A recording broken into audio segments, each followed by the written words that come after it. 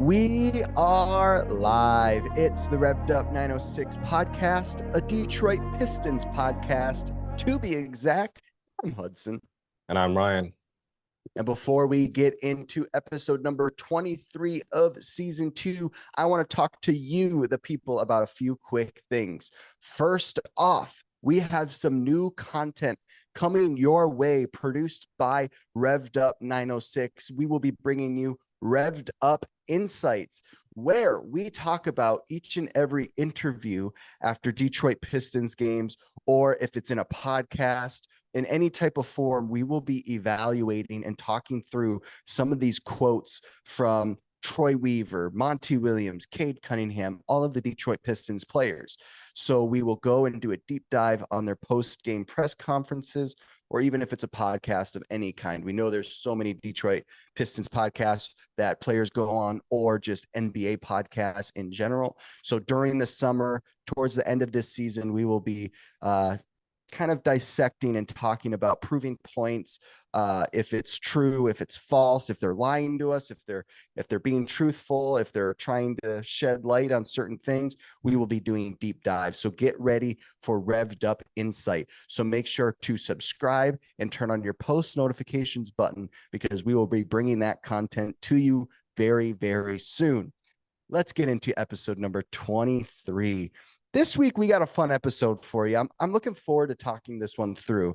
This week's topic is, what will the Detroit Pistons as a franchise look like when they are finally a playoff team? And who's going to be involved with the franchise? Who's going to be traded away? Who's going to be fired? Who's going to possibly be the new owner? We're going to talk about it. And Ryan, to kind of start off this topic, as we know, with the franchise, it's a trickle effect, right? It all starts at ownership, and then it moves its way down to assistant coaches at the bottom. So will Tom Gores still be the Detroit Pistons owner when they make the playoffs? Because we know that a lot of fans are calling him to sell the team. They're yelling it at Little Caesars Arena at times, even on the road. Ryan, what are some of your first thoughts when addressing, will Tom Gores be the owner when the Detroit Pistons finally make the playoffs? It's 50-50 for me. I feel like it's a yes and no. And it's just simply because he hasn't sold the team yet. He seems content with not selling the team. And I mean, he did go out of his way to bring in Monty Williams this offseason. That's the first time he actually tried to take a stance on something and do something with the team rather than sit back and see what happens. Yeah. So he finally went out there and tried to get Monty, and he did. And the whole process, I'm not saying Tom Gores is a bad person. I'm not saying that at all. But right, it shows you how good of a person he is. And I know this is just a little tidbit here, but it shows you how good of a person he is, of the process of bringing in Monty Williams and what around that. So he's not a bad guy. He's not evil. He's not purposely botching the Pistons and trying to just make them suck. But so to answer your question, it's still a yes and no. It all really determines, it's all up to what happens the next couple of years. So right. We don't know the timeline onto which the Pistons finally make the playoffs. How long will that take? But until then, I think he's content with keeping the team and not doing anything around that. Just to play devil's advocate, this is the way I kind of look at it. So we know that towards the end of Stan Van Gundy's tenure as the GM, that he made this big blockbuster trade for Blake Griffin, and it was kind of his last Hail Mary. I sometimes wonder if Tom Gores' last Hail Mary was going out and getting Monty Williams. So I agree. Do I think it's going to happen this offseason? No. But I think if this next season is just as rough as what we're currently going through, it's going to be dark times and anything can happen. And I really think it's a possibility Tom Gores lets it go because he really does have a bad rap. Do I think he's a bad guy? Of course not. We see how much he does in the community, how much he's still doing in Little Caesars Arena, making renovations, and there's a lot going on in and how he's involved with the organization. I just sometimes worry if going out and getting Monty Williams was his last Hail Mary of this is my last shot. If this doesn't work, then what else can I do? That's what I worry about. So I could easily see how in the next, I don't know, I mean, 24 months, 17 months, that maybe he could let it go towards the end of next season, or at least there's a lot of talk if it's rough next season that he's going to let it go. So time will tell. Overall, if I had to make a for sure answer, I'm saying yes, he is the owner when the Detroit Pistons make the playoffs, just because I don't think the Pistons are too far off. I think there are 1.5 good seasons left to finally making that playoff push, but time will tell. The next question when addressing what will the Pistons franchise look like when they make the playoffs is Troy Weaver. Is he the one who's going to build this playoff roster? What are your thoughts as far as, is he the guy still at the helm and making these draft picks, making these trades to make this solidified playoff team, or is he long gone? Oh, that's tough for me to say. Yeah, I know. We love Troy. Well, I do love Troy Weaver. We do both really like him a lot. But after I was sitting down, really thinking about it and the topic that we are talking about today, and after looking at the numbers too, the numbers, I'm a Right. numbers guy. It killed me looking at the numbers. Weaver has made 27 trades for the Pistons. And A lot. of the best players he's traded away I mean, this is all just it shows you what he came into. It shows you how bad the team was. That's the one thing that I want to make note of is people often forget that yes, the Pistons have sucked the last 4 years, but truthfully, the Pistons have sucked since Stan Van Gundy. Stan Van Gundy only had really 2 postseason appearances. That's it. He wasn't spectacular for us. So we can sit here and act like, oh, once Stan Van Gundy was gone and then we got Troy Weaver, all of a sudden we just sucked. No, Stan Van Gundy wasn't great for us either. So I just want to make note of that. But that point said, Weaver has traded away Jeremy Grant, Sadiq Bey, Bojan Bogdanovic, and Alec Burks. Those, I would say, are the 4 best players that Weaver has traded away. Yeah, yeah. Do I think those 4 guys could have an impact on this team right now? I mean, obviously, Bojan and Alec Burks are the minority in that group because they have. But Jeremy Grant, there's a reason why we got rid of him. He had a massive salary, and then on top of that, he took away from Cade. Then Sadiq Bey couldn't stay consistent enough. When Bojan came to town, Sadiq went into the shadows, completely disappeared, fell off the face of the earth. So the players that Weaver's gotten rid of via trade that are deemed the best players, I mean, he's also traded away Luke Kennard, Bruce Brown, etc. But of those 4 guys, I mean, when he really hasn't had a lot of talent on the roster to even consider trading away to bring something back. So what he has been able to do between trading bench players essentially for other bench Right. players or other players that are pretty solid, it's been impressive to watch. But if you look at free agency too, because free agency is big, he's really only signed 2 good players, and the 2 good players are good role players on any given team, and that's Kelly Olynyk and Trey Lyles. So of the 27 trades and the multiple signings he's made, they're not spectacular. And Right. I want to make a reference here. We oftentimes compare the Pistons to the Wizards or the Kings. And I think the Kings is a good one as an example here because the Kings GM, Monte McNair, started at the same time as Troy Weaver. And the Kings weren't great. They sucked. They were just as bad as we were at that point in time. And obviously we were worse. I'll say it. We were worse. But what he has done in 4 years in Sacramento, the same amount of time and the same starting Yeah. point as Weaver has in Detroit, has been significantly better. He's made Mhm. fewer moves. He's made only 18 trades. Granted, that's a lot still, but 18 trades with the Kings roster that he came into. That's impressive that he's only made 18 trades to get this team to where it is. His first year, 31 and 41, then 30 and 52, and then finally 48 and 34 last year. This year, 44 and 31 with 7 games left. Obviously, can still hit that 48 mark or more. But what he's done in the best players he's traded away, you got Tyrese Halliburton as the big one, Buddy Hield, Marvin Bagley to us. But the best players he's signed is Malik Monk. So what he's done in the time frame that the same amount of time as Weaver is he has an 153 and 158 record, which it's not great, but that's what we expected Weaver to be at this point. But Weaver has been 73 and 239.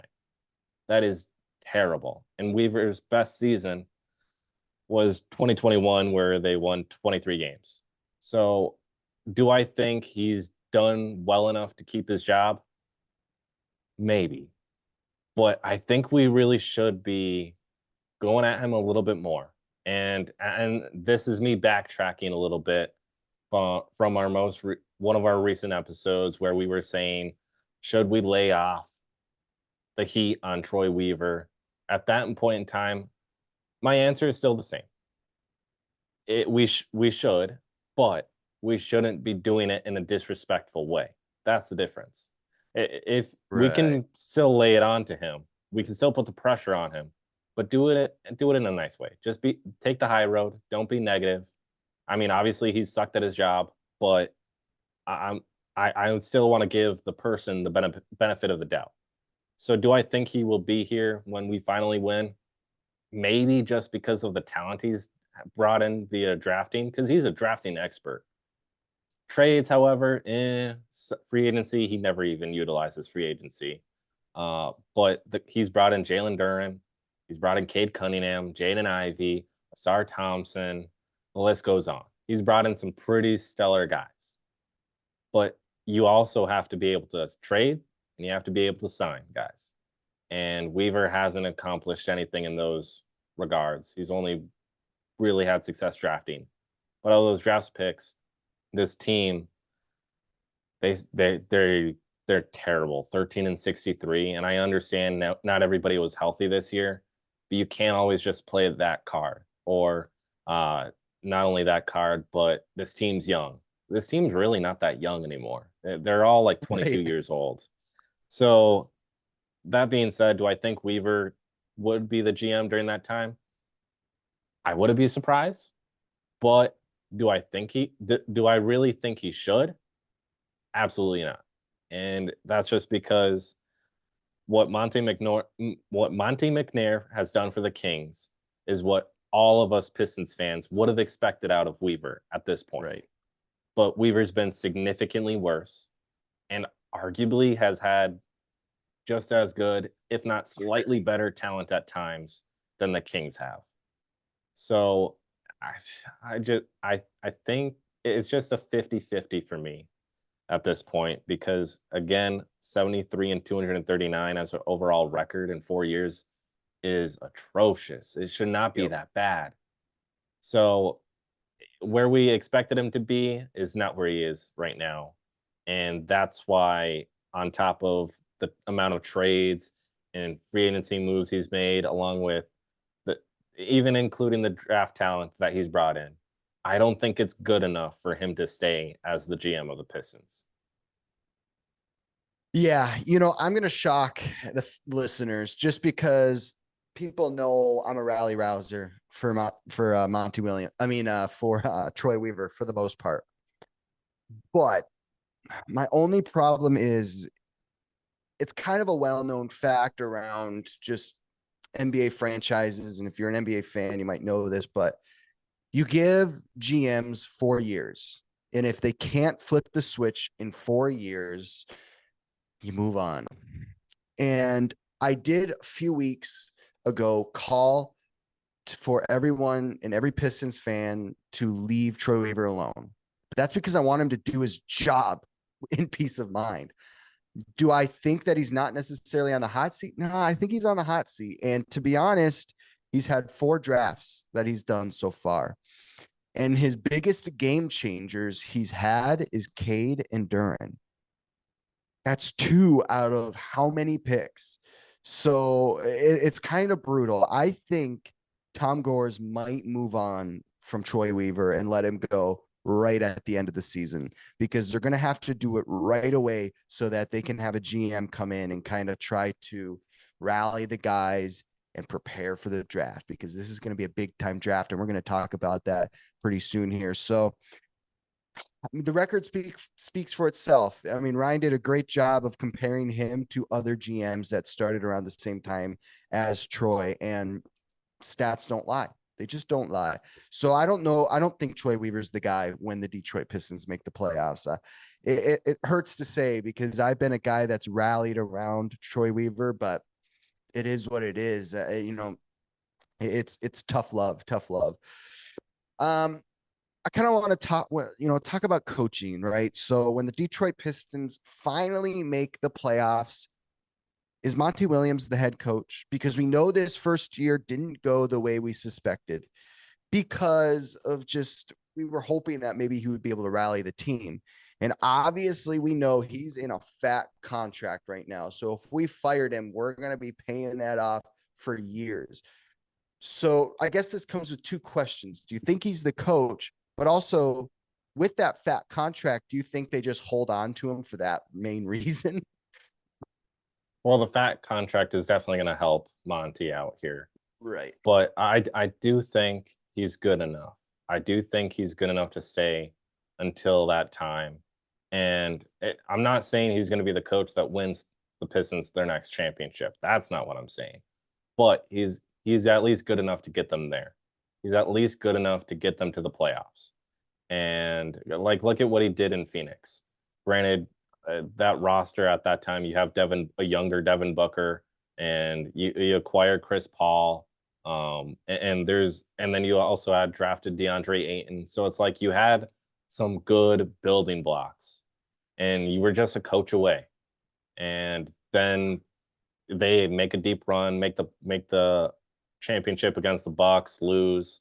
Then they go back to the drawing board, try again the next year, don't make it far, try again. It wasn't great. Monty gets fired, and now they're with Frank Vogel. And the Suns, I'm sorry, but you're not winning anything with Frank Vogel. The only reason why Frank Vogel won a championship is because of LeBron James. That's not the point, though. That was just a little tangent. But Monty, when given the best group of guys around him as possible, he has success. He's not a bad coach. And I know some people are like iffy on him, especially because of the rumors swirling around Jaden Ivey to begin the season of, oh, he doesn't like Jaden. That's why Jaden's not playing. Jaden wasn't playing because Jaden was struggling. And right now he's struggling very much so. And at this point in time, granted, it doesn't matter because the season's over with. But my motto is you still got to try. And the other night there was not good for Ivy shooting the ball. What was it? 3 of 15 from the field. That's not good. If you're a top 5 pick, you should not be playing like that. The point is, I think Monty is good enough to take us to the playoffs. Is he good enough to win us a championship? That's to be determined. And that's all based off of the next draft, what we do in free agency, and then potentially what trades we make. That's what's going to determine it. And I think you have to give Monty what his contract is worth in terms of the years. Give him those years, because I mean, we sat through Troy Weaver for 4 years now, and he's 73 and 239. But granted, Troy Weaver, I will give him the little bit benefit of the doubt here. He had Dwayne Casey and then Monty Williams. He finally got his guy now in year 4. So I think Monty is good enough, but he also has to have guys specifically made for his system. And until that happens, which I don't think we're there yet, we're probably going to be a little rough. Yeah, Monty has proven to me over the last season. We all know it's been brutal, but Monty's proven to me that he's engaged. I don't think I've ever judged at any point this season through all the losing streaks that Monty is not engaged. He seems so precise with what his game plan is for the Pistons. In post-game interviews, he is always talking about this is where the team fell short from what I wanted them to do. We expected that guy to go and get that many points on us. We tried to do this. That he always has kind of a way of explaining things. And I always think he's just engaged. And there's been no point where I thought that he was just collecting a check. I do not think that at all. And that's a big thing for Tom Gores to look at, for Troy Weaver to look at and evaluate and say, I really think Monty gave his best effort. He gave it his all. And that's what we're going to want to continue to look at and evaluate and coming to this new season next year or the seasons after that. It's as soon as a coach loses his sparkle is when you have to move on. And Monty hasn't lost that sparkle throughout this whole season. He has been grinding, and you can tell that he's locked in. It just hasn't, it hasn't translated onto the court yet, unfortunately. I do think Monty Williams is the coach that will be coaching the Pistons when they finally make the playoffs. I think he's better than Stan Van Gundy. If Stan Van Gundy can coach a team and get them to 2 playoff appearances, heck, Monty Williams can do that. I'm sorry. I hear about all the time about Stan Van Gundy's coaching and what he did during practices. He would have the guys just run for 2 hours up and down the court, up and down the court, up and down the court. Monty Williams is not that kind of coach. He is, I guarantee, daily creating game plans of what he wants each and every player to do during shoot around. What he's assigning certain coaches to work with certain players to fit best what they are looking for the player to do on the court. He is precise with every movement he makes. He's not the kind of guy that isn't present. So I think Monty, his coaching will translate. I think it's the players. I don't think it's the coach quite yet. There's a reason Monty won Coach of the Year, 2 seasons ago. He's legit. We just got to hopefully just keep buying into him. If you don't buy into anything with the Detroit Pistons, make it Monty Williams. He's the guy. He's going to be the one that's going to lead us back and will be at the helm when the Pistons eventually make the playoffs. Ryan, this one's going to hurt because this conversation is going to have to turn into a tough one. We've been kind of soft these last couple of weeks, but it's about to get tough. We're going to have to find some answers here. The next topic I want to talk about is Cade going to be the franchise guy when the Detroit Pistons finally make the playoffs? Let us hear it, Ryan. No, he is not. Oh no. He's gonna be with us still. Okay. But he's not gonna be the guy. He's gonna be Robin. He's not Batman. He's Robin. That's what he's always been. That is, I will allow that to change when he shows me, because you have to, when you play for the Pistons, you have to have some grit in you. You have to be able to get angry, and he just doesn't get angry.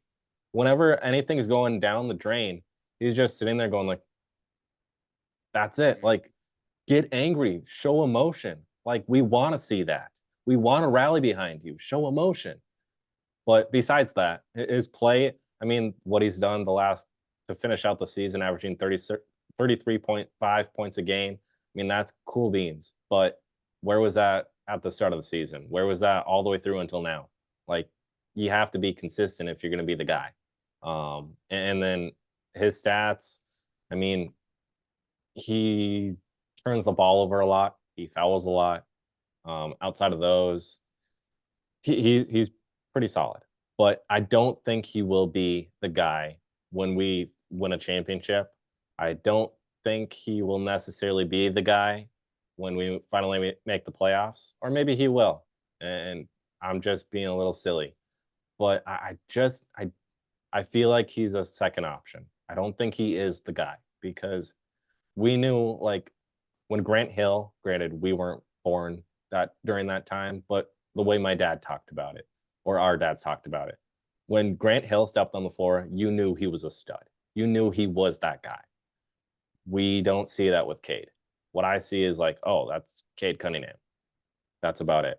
I'm not like, oh, wow. Did you see Cade's game the other night? That was spectacular. It's not like that at all.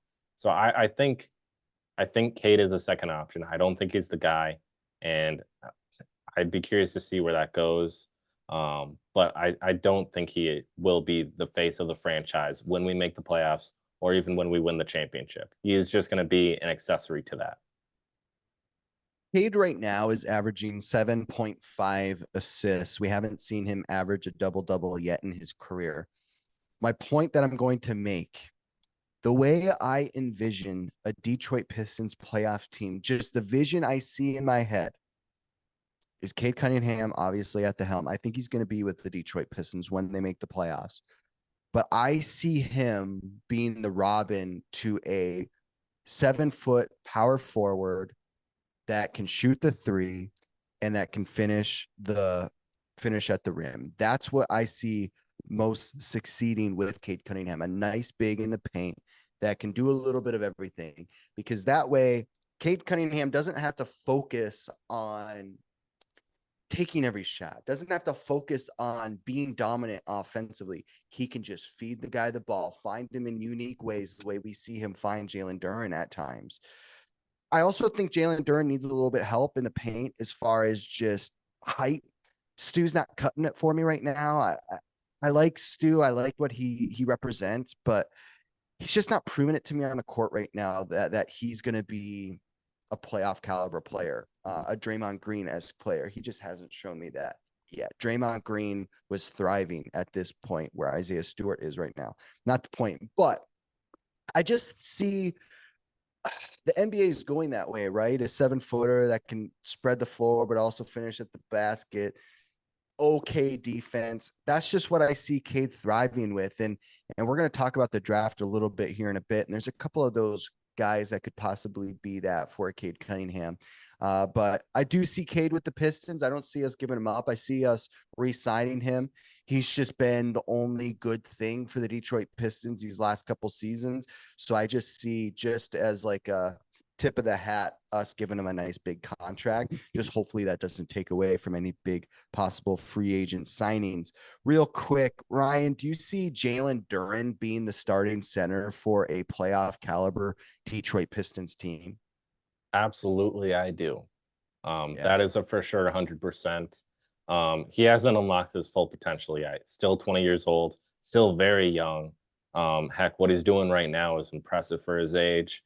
And I just think the sky's the limit for him. And hopefully we can hold on to him for his entire career, because I would not complain with that at all. Yeah, with Jalen Duren, I like him a lot. And I think that every team needs that just uber athletic player. I mean, right now we see with the Lakers, it's not the best example, but like a Jackson Hayes. I think Jalen Duren's like Jackson Hayes rather is like a poor man's Jalen Duren. I think Duren is very easily going to be a playoff caliber center. If DeAndre Ayton can do it at times with the Phoenix Suns, Jalen Duren can do it too. Jalen can do everything Ayton does, and I believe that. So I think I don't think we'll get rid of Duren anytime soon. I think the fan base loves him too much, and he's so young. Like you said, he's so young. Why give up on a guy that young? Ryan, now since we're kind of talking about the future, I kind of want to talk about this year's upcoming draft. Obviously, this summer we will be doing some deep dives on the draft prospects, so stay ready on the lookout for that.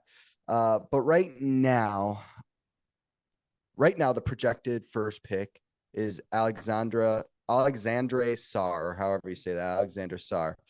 He's 7'1", 216 pounds, 18. He's a spread the floor kind of guy who I'm kind of envisioning. Ryan, right now, I kind of want to call it the Pistons are going to sneak away with the first pick. I hope this works. I think we were talking this way last season. Ryan, where is your head at as far as the draft? because right now the Washington Wizards are projected to get the first pick, but I just can't stomach that. I don't think the Wizards are going to get the first pick, but I don't see us getting the first pick either. I think somebody else is going to get it just because, like, we got our year. There's no way we get another first pick. Oh, Granted, we might, just because you look at the 76ers as an example. They set the record for the longest losing streak in NBA history. I mean, we did that too. So, like, we might get a first round pick, I mean, first overall pick because of that. But I I I don't see it. I mean, this. Although I will say, the class that Cade had, it was a good class, but it wasn't spectacular. And Cade himself, at this point, we're in agreement. He's the second option. He's Robin, not Batman. So with that being said, whoever the projected first overall pick is, if he's kind of like Cade in that regard, I could see us getting the first overall pick then. yeah.